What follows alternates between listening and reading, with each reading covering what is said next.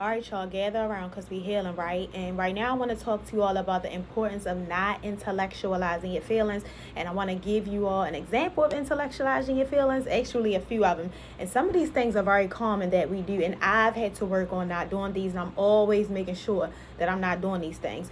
So let me just give you an example. Let's just say I just found out my father passed away, right? But my father was never in my life. And I was very angry about the fact that my father wasn't in my life, right? And then I get this call and people tell me that, your father done died.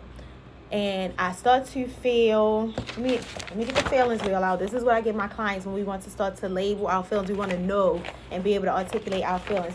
So I start to feel angry. I start to feel hurt. I feel frustrated.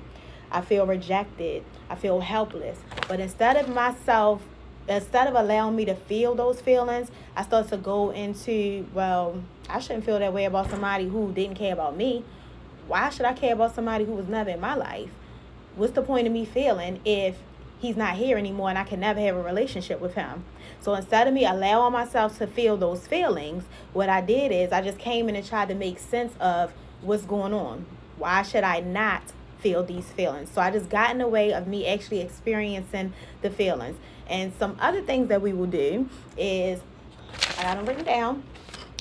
One big one that we will do is we say it is what it is, right? So it's a lot of stuff going on in your life, right? And somebody like, oh my God, like, you got a lot of stuff going on. That's crazy. Well, it is what it is.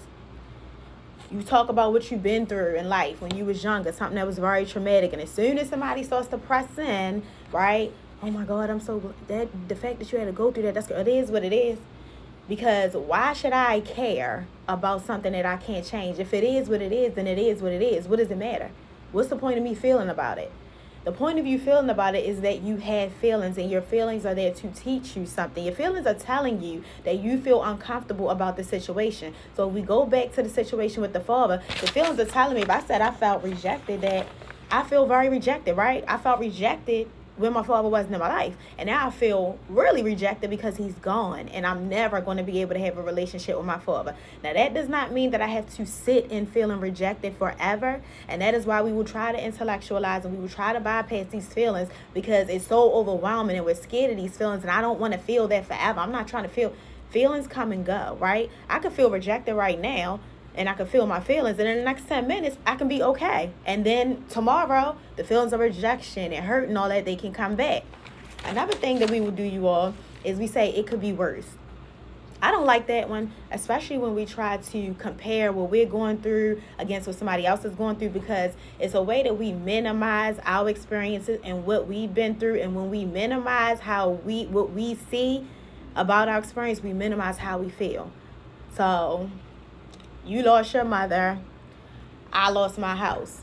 Well, I mean, it could be worse. Man, I could have lost my mother. They lost their mother. They never going to see their mother. Okay, they can feel how they feel about their mother, and I can feel how I feel about my house. But do you see how I just tried to get in the way of how I feel about losing my house by focusing on the fact that they lost their mother and I still have my mother? So what am I really feeling these feelings for? It's not that serious. That's just a short little video on how we will intellectualize our feelings, right? And when we intellectualize our feelings, we will minimize our feelings. We will make it seem like our feelings don't matter. And let me tell you what you will do. When we minimize our feelings, we will go into spaces with people that minimize our feelings. See, when you minimize my feelings, it does not feel good to me, right? I don't like the fact that you minimize my feelings. But I minimize my feelings all the time, and it's normal, so it's not a problem. But I'm telling you that the things that you do to you, you sign up to be done to you. So the more that you minimize your feelings, the more that you're going to come into spaces with people that are going to minimize your feelings, because that's literally what you do.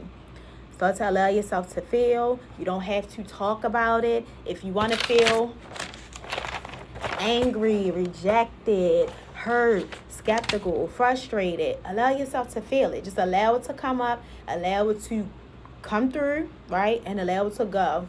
The thing about feelings is feelings will come and they will go. And we think that they're going to be around forever. But what happens is we suppress them and we burden ourselves with all these old feelings that we never even got a chance to feel. And that's why when something happens, we will go from 0 to 1,000,000, because now I've been holding on to all this stuff, and as soon as you do something, now I'm feeling everything. So allow yourself to feel, especially on your journey to becoming more in tune with yourself, you want to become more mature, more evolved, you need to allow your feelings to come in, because your feelings are a part of you. When you reject your feelings, you reject a part of you.